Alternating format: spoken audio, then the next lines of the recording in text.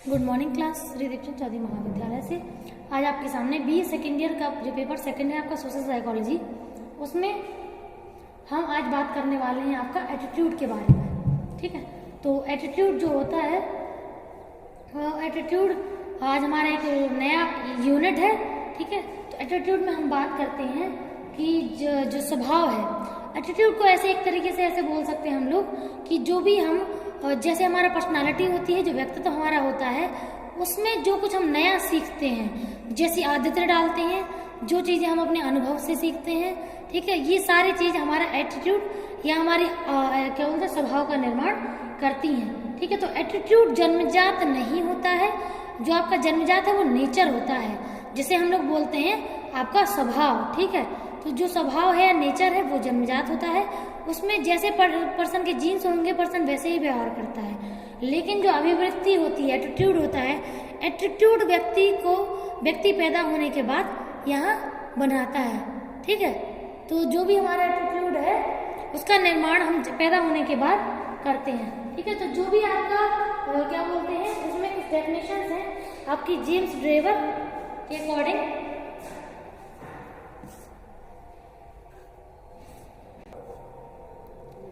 तो हमारा जो एटीट्यूड होता है उसका निर्माण हम पैदा होने के बाद अपनी लर्निंग, अपने अनुभव, अपने इमोशन, अपनी आदतों और अपनी पर्सनालिटी से करते हैं। ठीक है, तो एटीट्यूड इस फॉर्म में आपका क्रिएट होता है। ठीक है, तो यहाँ हम आगे बात करेंगे आपके डेफिनेशंस की। तो डेफिनेशंस में आपका जो है पॉइंट, इसमें पहली डेफिनेशन है जेम्स ड्रेवर की। इनका कहना है कि जो भी एटीट्यूड है, एटीट्यूड पर्सन की इंटरेस्ट, उसके मत यानी कि वैल्यू और उसके उद्देश्य के अनुसार बनता है। ठीक है, तो व्यक्ति जैसे डिसाइड कर लिया उसने कि उसे लाइफ में ये करना है, तो व्यक्ति उसी के अकॉर्डिंग काम करना शुरू करता है और उसकी आदत और एटीट्यूड का वो निर्माण करता है। अगली डेफिनेशन शेवर की, उन्होंने कहा है 1977 में कि हमारे आसपास समाज में जो भी चीजें हमारे आसपास होती हैं वे सभी चीजें हमारे अनुकूल अनुक्रिया करने पर निर्भर करती हैं। मतलब हम जो भी प्रतिक्रिया अपने वातावरण में करते हैं वो उसका प्रभाव अनुकूल पड़ रहा है या प्रतिकूल पड़ रहा है, वो दोनों चीजें हमारे एटीट्यूड का निर्माण करती हैं। ठीक है, मायर्स के अकॉर्डिंग जो डेफिनेशन है 1988 की डेफिनेशन है, इनका कहना है कि जो एटीट्यूड होता है वो जो वस्तु और व्यक्ति है उसके प्रति जो भी पर्सन पॉजिटिव और नेगेटिव बिहेवियर प्रेजेंट करता है, उसी बिहेवियर के बेस पर व्यक्ति का जो एटीट्यूड है उसका निर्माण होता है। ठीक है, अब इसके बाद बात आती है वर्गीकरण की। तो वर्गीकरण का मीन्स होता है कि जो भी पर्सन का एक तरीके से जो एटीट्यूड है वो तीन प्रकार से वर्गीकृत होता है। एक तो जब सामाजिक जो रीति रिवाज हैं, जो धर्म जाति हैं, जो देश विदेश है, उनसे जो भी एटीट्यूड पर्सन सीखता है वो अपने अंदर उसे एक अडेप्ट करता है। ठीक है, नेक्स्ट है विशिष्ट व्यक्ति के द्वारा। अब मान लीजिए अगर कोई पर्सन का एटीट्यूड उसे किसी को बहुत पसंद हो या उसका नेचर, तो पर्सन उस एटीट्यूड को अडेप्ट करने की पूरी कोशिश करता है। ठीक है, तो अगर हम किसी स्पेशल पर्सन के द्वारा जो भी हमारा एटीट्यूड है हम उसको सीखते हैं, समझते हैं और उसका निर्माण करते हैं। ठीक है, तो विशिष्ट व्यक्तियों के द्वारा जो भी हमारा एटीट्यूड है हम उसको बनाते हैं।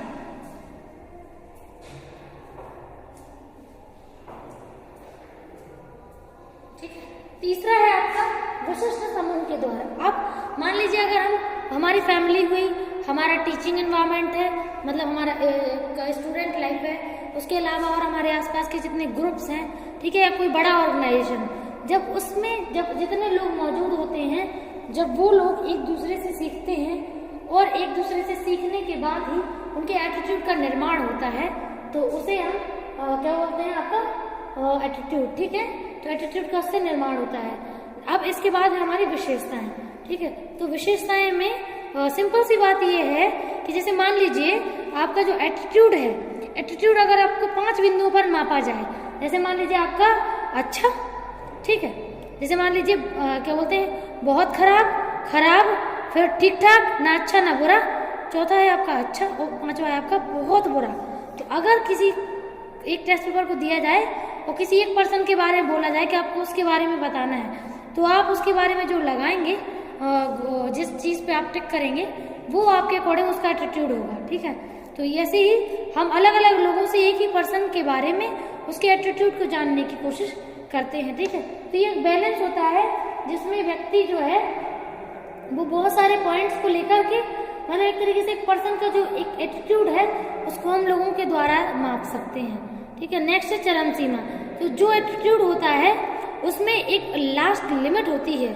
ठीक है, जैसे मान लीजिए पॉजिटिव या नेगेटिव, पर्सन का जो भी पॉइंट ऑफ व्यू होता है, जैसे उसका एटीट्यूड होता है, या तो पर्सन का एटीट्यूड नेगेटिव होगा या पॉजिटिव होगा।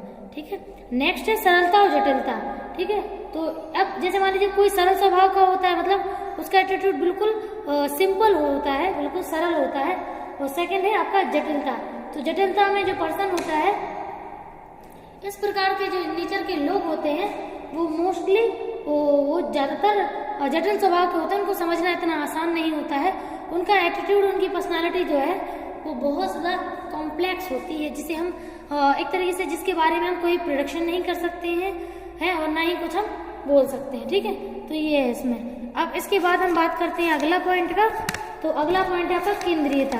तो इसमें मान के चलिए कि जो भी हमारा एटीट्यूड है उसका एक सेंट्रल पॉइंट होता है। जैसे मान लीजिए अगर कोई भी पर्सन है किसी चीज के प्रति बिहेवियर कर रहा है तो उसका एक सेंटर होता है।